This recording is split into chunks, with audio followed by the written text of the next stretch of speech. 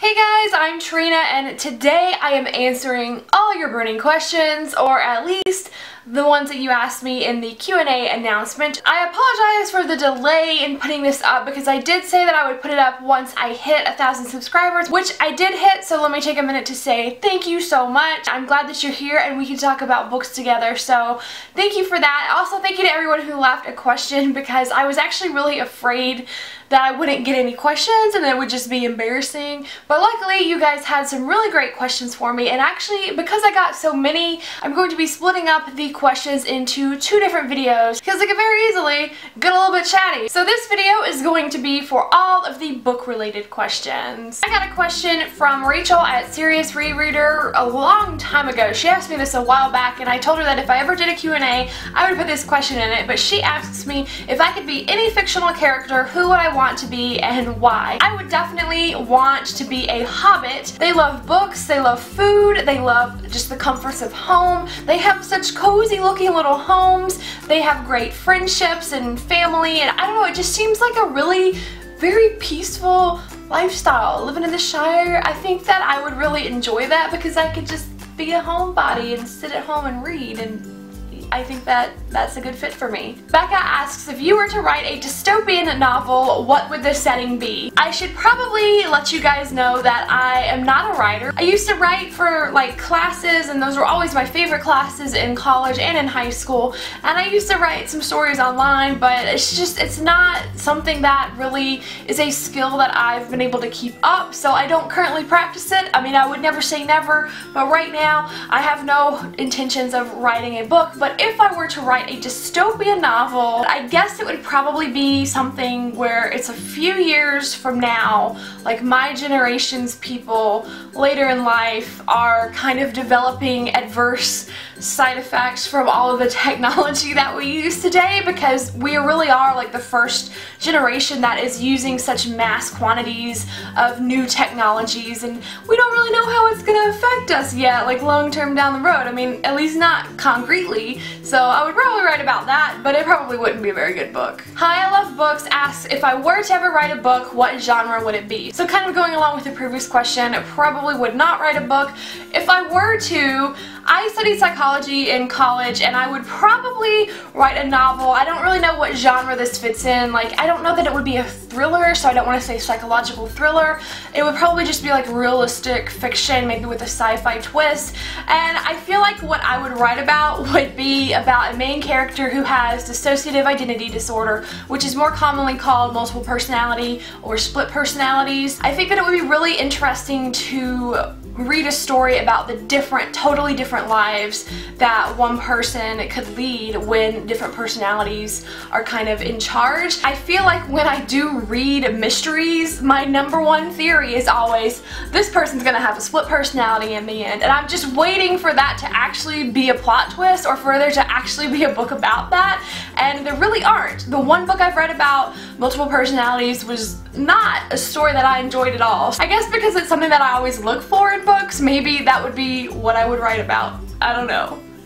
What genre is that? I have no idea. Incantology asks, what fictional character do you most identify with? Well, either the Hobbits or maybe Kath from Fangirl by Rainbow Rowell. She had a lot of social anxiety when she went into college. I didn't have social anxiety in college, but the college setting was very, very nostalgic for me. Kath's social anxiety is something that I can relate to more today than I did back then. There were a lot of things about that book and about her character that I did feel like I related to when I read it, so probably Kath. Why Mermaids asks, if you could change anything about your favorite book, what would it be? I would make it longer, or I would make it real so that I could go visit it and hang out with the characters. I know that is a terrible answer, it's kind of cheating, but I wouldn't change anything about my favorite books because they are my favorites just the way they are. Aww. Kayla Rain asks several questions. She asks, If you could make any book into a theme park, excluding Harry Potter, what book would it be and what would the main attraction be? Okay, I've got the same book, but I can envision this theme park in two different ways.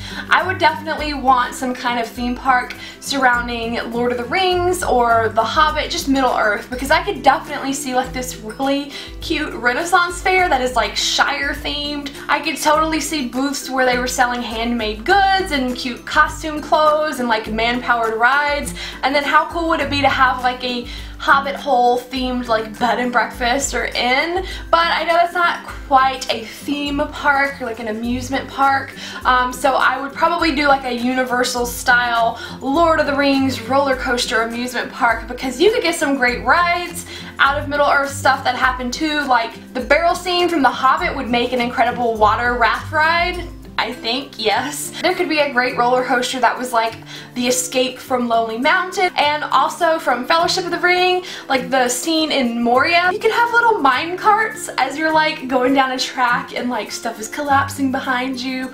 I think it would be totally awesome, and I would be the first in line if somebody ever made this park. If you are a billionaire, please make this happen. Thanks. Kayla also asks, how do you prioritize your TBR? Do you put newer books first, requested books first, or continuation of series? Basically just whatever I'm in the mood for, but library books usually do get top priority because I know that I have to get them back on time by the due date, and I'm also pretty largely influenced by the current hype or buzz. Mood, library, and hype are kind of what my driving forces are for my TBR. And Kayla also asks, will you read The Inheritance Cycle by Christopher Paolini? I have read the first book, Aragon, in that series. That is my husband's favorite series, and I don't know, it took me like a year to read Aragon because the first half of it was very slow to me and it didn't really appeal to me. I just didn't really enjoy it, but the last half of it was pretty exciting, and I do want to see like where that series goes from there because my husband loves it. I want to read it, if nothing else, for him so that we can talk about it, and I own those. My husband owns them. I just claim all of his stuff, but since they are here and I know I can read them at any time, they just keep getting put off, but someday. Ruby Loves Rocket asks if there is a genre or subgenre that I absolutely refuse to read, or is there a genre that I want to read but have yet to take the plunge? As far as absolutely refusing to read something, I don't know that I would just flat out say, nope, never gonna touch those books, but I really honestly have no interest in erotica. But if there was one erotica book that everyone really loved and someone I trusted that knew my taste very well said, hey, this is a good story, you should check it out, I probably wouldn't be like, no. I probably would try it, because you can always quit reading a book if you don't like it. And as far as genres that I haven't taken the plunge into yet, I can't think of anything. I feel like I do read a pretty good mix of different genres, and if there's a genre out there that I haven't read, it's probably because either I'm not interested in it, so no, I don't want to take the plunge into it, or I don't even know it exists, like alien unicorn robots. Is that a thing? But a genre that I know I do like and would like to get back into would be historical fiction. I used to read historical fiction a lot. I loved Philippa Gregory's Tudor series. I really haven't found a lot of historical fiction recently that is something I'm interested in, but I would like to try to get back into that one. Wanderness asks, where is your favorite place to read and what do you enjoy doing in your free time when you aren't reading? I usually just read in my bed because I read before I get out of bed in the morning, and I usually read before I go to sleep, or I will stay up and read in a recliner chair. So exciting over here. What I do in my free time besides read, I make a lot of videos, so I spend a lot of time editing them, and besides that, I pretty much just waste my time on the internet.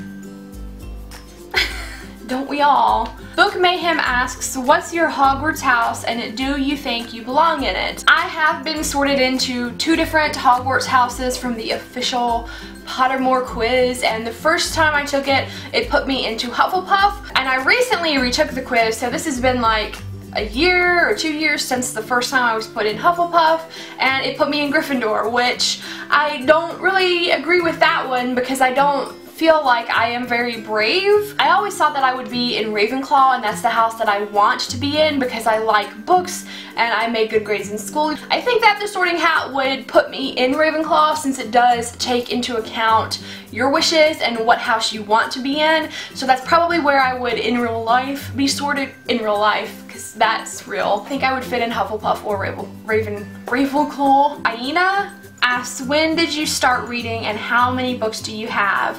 At last count, I think I had around 127 books on my bookshelves. It doesn't count textbooks, non-fiction books, my husband's books, books that are like from my childhood that are boxed up, but what's on this shelf that is like current things and collector's things, I think it's around 127, which I know is not a ton compared to what other people have. And as for when I started reading, I don't know what age I was because my parents always read to me when I was a little kid, and then as soon as I knew how to read on my own, I was reading on my own. So I really feel like I have always been a reader, and that is largely thanks to my parents. Oh, it's Mandy asks, if and when you have children, what will be the first book you read to them? I'm no expert on childhood development, but I have heard that it's good to read to your kids from birth, and it doesn't necessarily matter what you're reading to them, because just hearing your voice and hearing like the structured sentences helps babies get a good grasp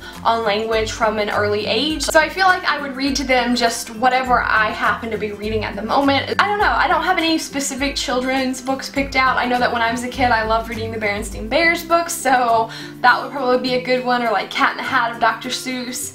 Definitely would like to read some of those classics. And then when they are older, I absolutely cannot wait to read the Lord of the Rings and the Harry Potter series with my kids.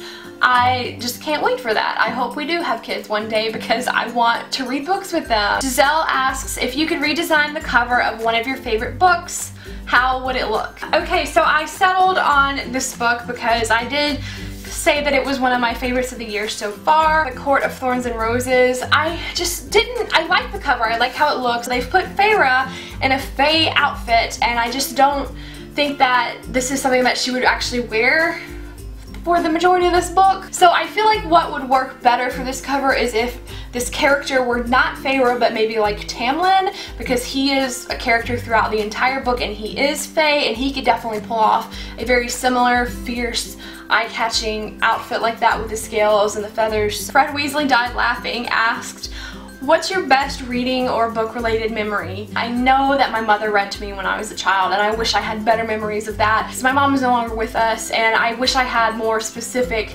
memories. I remember her reading a couple of books that I had gotten from my elementary school library. We would lay in her bed and she would read them to me. I remember stuff like that. I also remember my grandma, who did end up raising me after my mom passed. My grandma used to take me and my cousins to library puppet shows and story time, so that was always something that I thought was really fun as a kid.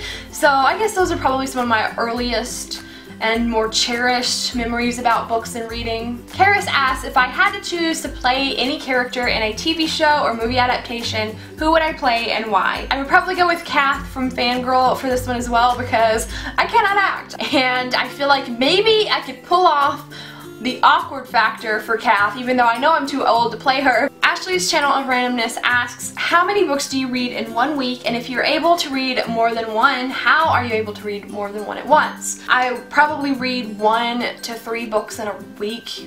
I think that's my current average. Depends on how long the book is and how gripped I am by it, but I only read 1 book at a time. So I don't start a bunch of books. I can't do that because I usually lose focus. If I'm really gripped into one story and then I try to get into another story, whatever my feelings are about whatever other books I'm reading at the time will translate to the other one, and I feel like I don't have an accurate feel for any of the books that I've been reading. So I usually do stick to 1 at a time. Cupcake Queen asks, how do you decide whether you buy a book or borrow it from the library? I want to have a collection on my bookshelf, but I also want to take advantage of having a library. I don't buy a lot of books, honestly.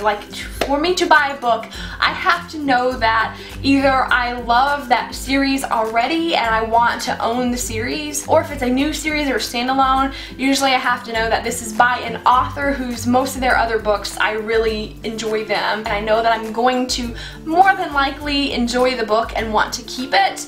I'm not a big rereader, but I do kind of ask myself, do I think I will ever want to reread this in the future? And do I want to have it for my shelves? Do I potentially want to pass this down to like my kids in the future? But for the majority, I just get it from the library. If I read something from the library that I really love and I know I want to own it, then I will go and add it to like a wish list. Book Fox asked, I'm curious to know what books you consider to be your all-time favorite and all-time least favorite.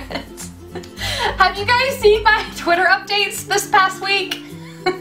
I really did not enjoy Slammed by Colleen Hoover. Probably my least favorite of the year so far, and I don't often rate books that low, so it probably is in my all-time least favorites. I can see why other people like it, but just everything about the book handled topics that I don't enjoy reading about. It just was not a book for me.